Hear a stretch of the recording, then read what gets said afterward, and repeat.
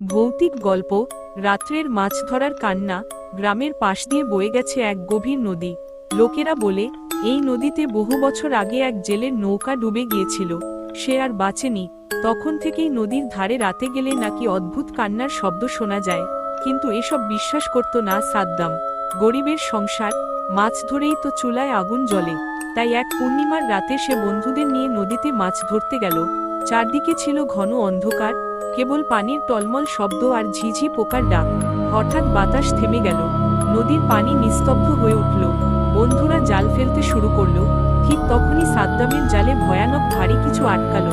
ভেবেছিল বিশাল মাছ, তাই টেনে তুলল। কিন্তু দেখে জালের ভেতরে মাছ নয়, বরং একটা মানুষের কঙ্কাল আটকে আছে।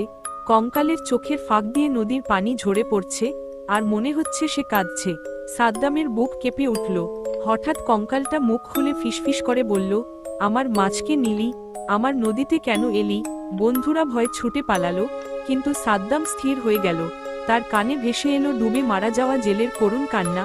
আমি তো শুধু আমার মাছ চেয়েছিলাম, আমার সংসার তো ক্ষুধায় মরেছিল। সাদ্দামের চোখে পানি চলে এলো। মনে পড়ল নিজের মায়ের মুখ, যে প্রতিদিন তার অপেক্ষায় থাকে।